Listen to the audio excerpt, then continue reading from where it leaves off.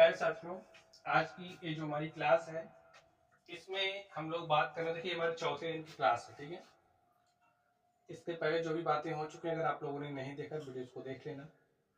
तो इसमें हम लोग गुणज एवं गुणनखंड के बारे में पढ़ने वाले हैं। इसके साथ साथ हम लोग लघुत्तम समापवर्तक वर्त एवं महत्तम समापवर्तक के कॉन्सेप्ट को भी सीखेंगे। ठीक है, तो चलिए बातों को स्टार्ट करते हैं। या सबसे पहले हम लोग समझते हैं कि हमारा जो गुणज है वो क्या होता है। अब अगर आपके पास कोई भी नंबर है, कोई भी संख्या है, जैसे मैंने संख्या समझो 2 को ले लिया और हमारे पास संख्या क्या है 2 है, और हमने आपसे कहा कि 2 के 5 गुणज लिखो, 2 के प्रथम 5 गुणज लिखो। तो चलो 2 के प्रथम 5 गुणज लिखिए। तो अगर आपको गुणज पता है क्या होते हैं तो आप लिख सकते हो आसानी से, तो अगर नहीं पता है तो नहीं लिख सकते। तो चलिए सबसे पहले हम लोग इस बात पर बात कर लेते हैं कि गुणज होता क्या है। आप समझे 2 के गुणज की बात की जा रही है यहाँ पे। तो जैसे हमारे पास ये जो संख्या 2 है, संख्या 2 से आप किसी नंबर में भाग दो, अगर वो संख्या पूरी तरीके से कट जा रही है तो क्या हो जाएगी, संख्या 2 की गुणज। जैसे हमने संख्या 4 ले ली और इस 4 में जैसे ही हमने 2 से भाग दिया, देखिए 2 एक के 2, 2 दूनी 4, ये जो संख्या 4 थी पूरी तरीके से कट गई, हमारे पास शेषफल कुछ भी नहीं बचा। तो ये जो संख्या 4 है वो क्या हो गई, 2 की ये गुणज हो गई। समझ रहे हो बात। अब चलिए प्रथम एक और देखिए, अब जैसे मैंने 2 को ही ले लिया, अब इस 2 में जब आप इस 2 से भाग दे दोगे, क्योंकि 2 के गुणज की बात कर रहे हैं भाई, 2 के गुणज हम प्रथम 5 गुणज निकालना चाह रहे हैं, तो हमने संख्या 2 लिया, 2 से 2 में भाग दिया तो शेषफल आया 0। ये जो संख्या 2 है 2 की एक गुणज है। तो चलिए पहला गुणज 2 हो गया। देखिए अब 3 को जब आप 2 से भाग दोगे, देखिए एक बार जाएगा, 3 माइनस 2 1 हो गया, तो शेषफल 1 हो गया, भाग चाहे नहीं रहा। तो ये जो संख्या 3 है 2 से पूरी तरीके से कटी ही नहीं, इसलिए संख्या 3 2 का गुणज नहीं है। उसके बाद हमने 4 को चेक किया तो 4 कट जा रहा है, तो 4 क्या हो गया, 2 का गुणज हो गया। अब इसी तरीके से अगर आप 5 लोगे और 5 में 2 से भाग दोगे तो भाग नहीं जाएगा, भाई जाएगा एक बार लेकिन शेषफल 2 बार जाएगा, लेकिन शेषफल बच जा रहा है ना, एक शेषफल बचेगा, 5 गुणज हो गए। शेषफल बचना ही नहीं चाहिए, शेषफल 0 आना चाहिए। ठीक है, चलिए अब हमने 6 को लिया, चलिए 6 में 2 से भाग दिया, 2 एक के 2, 2 3 6, क्या कुछ शेषफल बचा, नहीं बचा, 2 3 6, 6 जो है 2 के पहाड़े में आ रहा है ना, तो बस 6 क्या हो गया, 2 का गुणज, तो हमारा तीसरा गुणज 6 हो गया। इसी तरीके से स्टूडेंट्स 8 हो जाएगा, 10 हो जाएगा, 12 14 16 18, ऐसे ऐसे आप बहुत सारे गुणज लिख सकते हो। कोई संख्या है उसके गुणजों की जो संख्या होती है वो अनंत होती है। बात समझ पा रहे होंगे। चलिए एक एग्जांपल और लेते हैं, उससे बात आपके जहन में घुस जाएगी। 5 लिखने थे, 1 2 3 4 5, यही आपका सॉल्यूशन हो गया। ठीक है, चलिए नेक्स्ट चलते हैं। अब जैसे मैंने आपसे कहा आप 3 के प्रथम 5 गुणज लिखिए, 3 के प्रथम 5 गुणज क्या होंगे आपको बताना है। अब देखिए 3 से जब आप 3 में भाग, प्रथम लिखना है तो आप 3 से ही चेक करिए, 3 से जब आप 3 में भाग दोगे तो शेषफल 0 आएगा ना, तो प्रथम गुणज तो हमारा 3 हो गया। अब दूसरा गुणज क्या होगा, देखिए जब आप 3 से भाग दोगे 4 में तो शेषफल बच रहा है, 3 एक के 3, 1 4, एक शेषफल आ जाएगा ना, तो 4 जो है 3 का गुणज नहीं है। इसी तरीके से आप 5 को चेक करोगे तो 5 भी गुणज नहीं है। अब आप 6 को चेक करिए, जैसे ही आपने 3 से 6 में भाग दिया तो 3 एक के 3, 3 दूनी 6, ठीक है, 2 बार आराम से चला गया, शेषफल 0 आ गया। तो ये जो 6 है वो 3 का क्या हो गया, गुणज हो गया। चलिए अब आप 7 को 8 को चेक करोगे तो शेषफल बचेगा स्टूडेंट्स। 9 को चेक करिए, देखिए 3 3 9 पूरी तरीके से कट गया, शेषफल 0 आया। तो ये जो 9 है वो क्या हो गया, 3 का गुणज। चलिए इसी तरीके से 10 और 11 को चेक करोगे, शेषफल बचेगा, तो स्टूडेंट्स हमारा 12 हो जाएगा, 15 हो जाएगा। और ऐसे आगे और लिख सकते हो, लेकिन हमें 5 चाहिए, 1 2 3 4 5, यही हमारा सॉल्यूशन हो गया। ठीक है, चलिए तो गुणज क्या होता है इस बात को आप लोग समझ पाए। एक एग्जांपल हम और लेते हैं। अब हमने आपको क्वेश्चन दिया, हमने आपसे बोला कि आप 4 के प्रथम 3 गुणज लिखिए, तो आप क्या लिखोगे बताइए। पहले तो 4 का पहला गुणज 4 ही हो जाएगा। अब 4 का पहाड़ा पड़े, 4 दूनी 8, तो दूसरा गुणज 8 हो जाएगा, 4 तिया 12, तीसरा गुणज 12। अब हमने आपसे कहा भाई 5 के गुणज लिखे। देखिए वही संख्याएं जिनको 5 पूरी तरीके से काट देगा, समझ पा रहे हो ना, वही संख्याएं जिनको 5 पूरी तरीके से काट देगा 5 के गुणज होंगे। जैसे 5 5 को काट देगा, 10 को काटेगा, 15 को काटेगा, 20 को काटेगा, इसी तरीके से 25 30 35 ऐसे बहुत सारे हो जाएंगे। ठीक है, तो गुणज क्या है इनको आप लोग समझ गए होंगे। ठीक, चलिए तो यहाँ से स्टूडेंट्स जो हमारा एलसीएम है, हम एलसीएम के कॉन्सेप्ट को समझते हैं।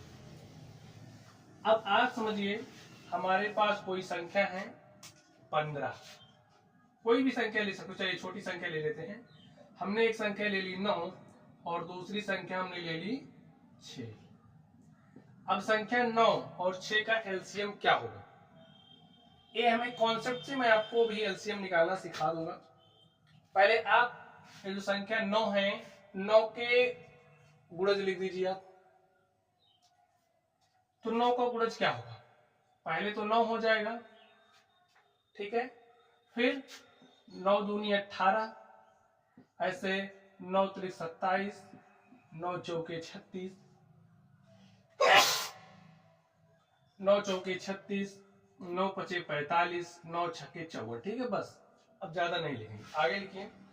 6 के गुणज लिखिए। देखिए 6 का प्रथम गुणज तो 6 ही होगा, तो लिख दिया। फिर 12, 6 तरीक 18, 6 चौके 24, 6 पंचे 30 और 6 छाके 36, 6 सत्ते, वैसे से लिखते चले जाइए। अब स्टूडेंट ये जो हमारा देखिए एलसीएम का कॉन्सेप्ट यहीं से आता है। एलसीएम जिसे बोलते हैं लघुत्तम समापवर्त, ठीक है, क्या बोलते हैं, लघुत्तम समापवर्त, least common multiple. Least common multiple देखिए, तो लीस्ट का मतलब लघुत्तम छोटा, कॉमन का मतलब जो उभयनिष्ठ हो, और मल्टीपल का मतलब होता है गुणज। तो लघुत्तम समापवर्त, ठीक है। अब देखिए, अब ऐसी नंबर्स को आप ढूंढिए इसमें और इसमें जो यहां पर भी हो, यहां पर भी, और छोटी हो, लघुत्तम हो। देखिए यहाँ 9 है, यहाँ कहीं 9 नहीं है, यहाँ 18 है, यहाँ 18 है, देखो यहाँ 18, यहाँ भी 18 है।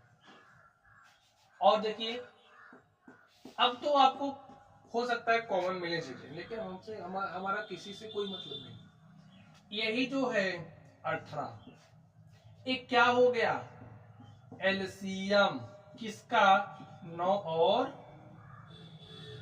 6 का। क्या यही होगा, नहीं, ए नहीं होगा स्टूडेंट। थोड़ा सा आगे चलते हैं।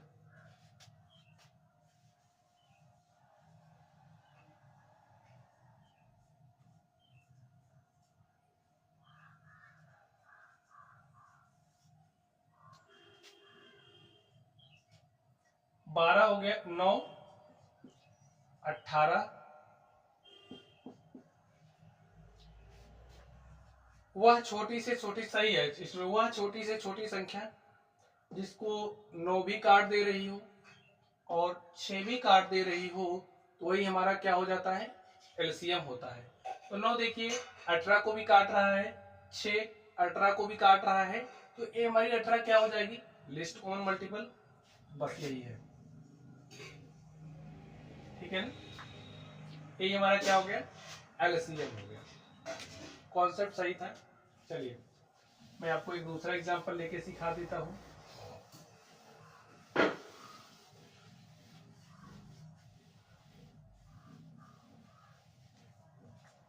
अब जैसे मैंने ले लिया 12 और यहाँ पर मैंने ले लिया 15।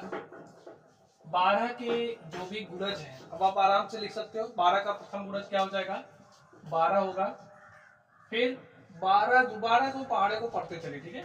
12 दूनी 24, 12 3 36। देखिए 36, 12 को भी काट देगा, 24 को काटेगा, 36 को काटेगा। तो ऐसे देखते चलिए, 12 चौके 48, 12 25 60, 12 छंगे 72, 12 सते 84, 12 अट्ठे 96, 12 नवाई 100। और आगे लिख सकते हो, लेकिन आगे देखिए हमारी जरूरत जिस हिसाब से होगी उसी तरीके से लिखेंगे।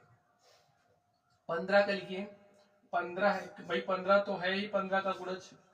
15 दूनी 30, 15 3 45, 15 चौके 60, 15 पचे 75, 15 छक्का 90, 15 सत्ते 105 और 15 अट्ठे 120। यहाँ भी 120 आएगा। देखिए बहुत सारे कॉमन होंगे, जैसे जो भी मैंने पहला एग्जांपल लिया था उसमें ये बात भूल गया।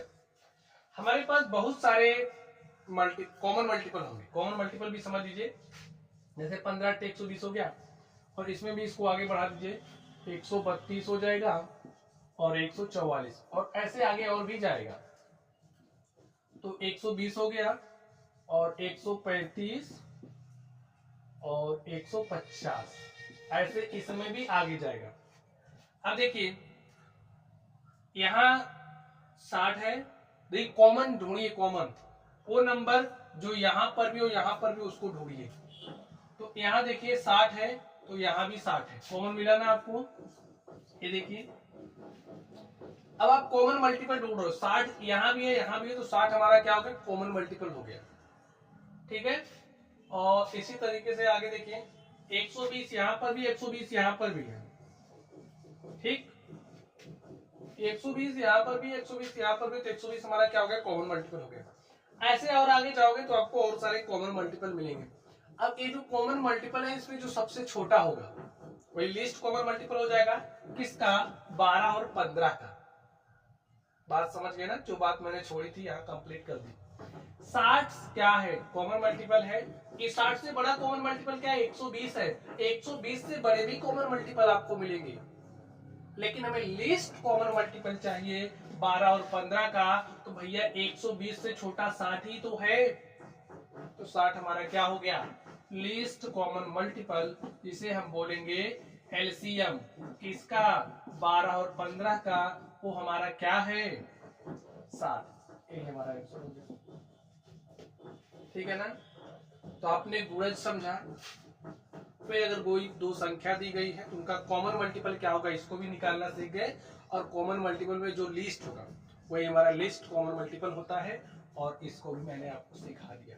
चलिए अब हम चलते हैं, एक और एग्जांपल लेते हैं ताकि चीजें आपकी एकदम क्लियर हो जाए, और उसके बाद हम चलेंगे नेक्स्ट।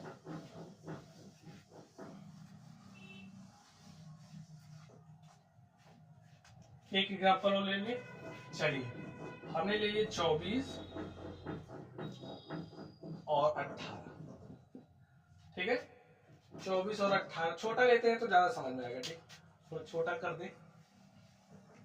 चलिए मैंने ले लिया 12 और 6 का।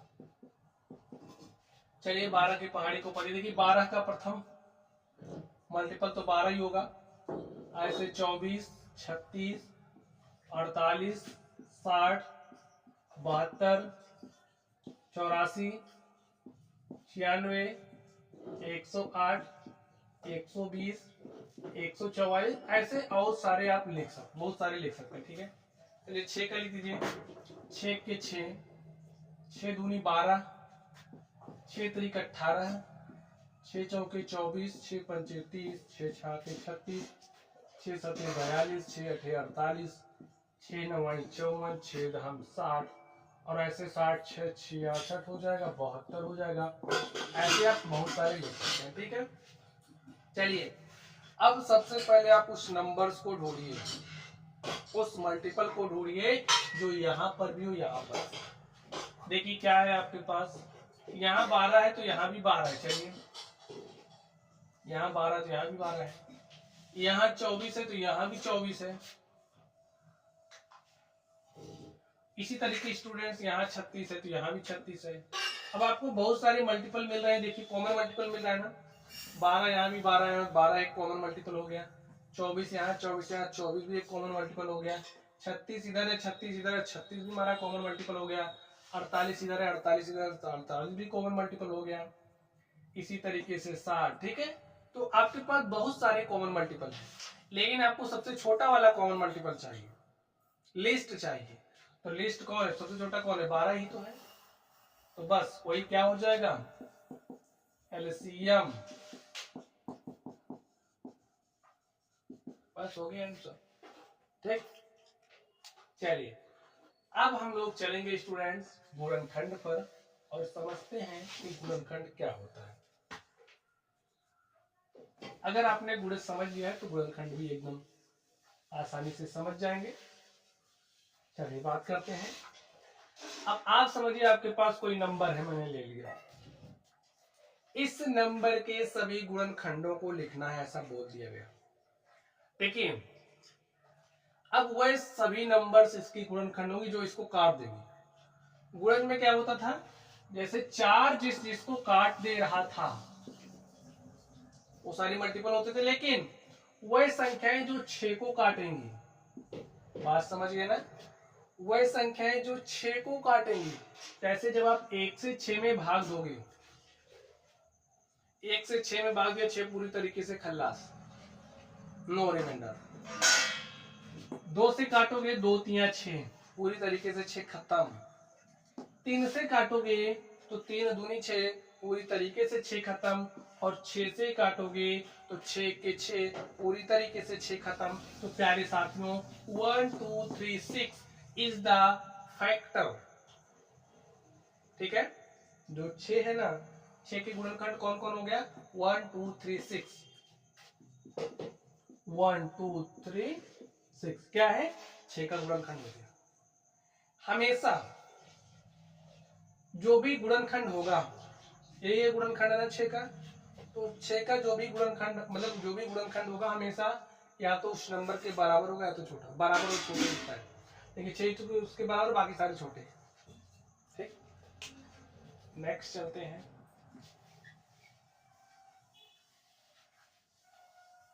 चलिए मैंने कोई दूसरी नंबर ले ली, चलिए 8 ले लिया। अब देखिए वही नंबर जो 8 को काट देंगे, 8 के गुणनखंड कहलाएंगे। देखिए चलिए एक 8 को पूरी तरीके से काट दे रहा है भाई, जो आप 1 से भाग दोगे 8 में, 8 कट जाएगा, 1 क्या हो गया, 8 का गुणनखंड। इसी तरीके से 2 भी 8 को पूरी तरीके से काट देगा, तो 2 क्या हो गया, 8 का गुणनखंड। अब देखिए 3 नहीं काट पाएगा, 4 से चेक करें तो 4 दूनी 8, 4 पूरी तरीके से 8 को काट दे रहा है। अब 5 भी नहीं काट पाएगा, 6 भी नहीं, 7 भी नहीं, डायरेक्टली 8 काट देगा। 8 के जो गुणनखंड है 1 2 4 8, ठीक है, बस ऐसे निकाल सकते हैं गुणनखंड किसी भी नंबर का। चलिए आगे देखते हैं। अब मैंने एक नंबर और ले लिया, चलिए मैंने 24 लिया और आपको 24 के सभी गुणनखंडों को लिखना है, तो लिख दो। अब सोचो कौन सी संख्या है जो 24 को काट देगी, एक काट दे रहा है ना, प्रत्येक संख्या का जो गुणनखंड है एक होता है, एक तो काटेगा ही। 2 से काटोगे भाई, 2 से 24 में भाग दीजिए, 24 में 2 से भाग दो, देखिए 2 1 के 2, 2 दूनी 24, 12 है ना, यानी कि 2 ने 24 को काट दिया, कितने बराबर भाग में, 12, तो 2 क्या हो गया, 24 का गुणनखंड हो गया। अब 3 से काटो, तो 24 में जैसे ही आप 3 से भाग दोगे, 3 1 के 3, 3 8 24, 8 बराबर भाग में बढ़ गया 24, 3 भी क्या हो गया, 24 का गुणनखंड।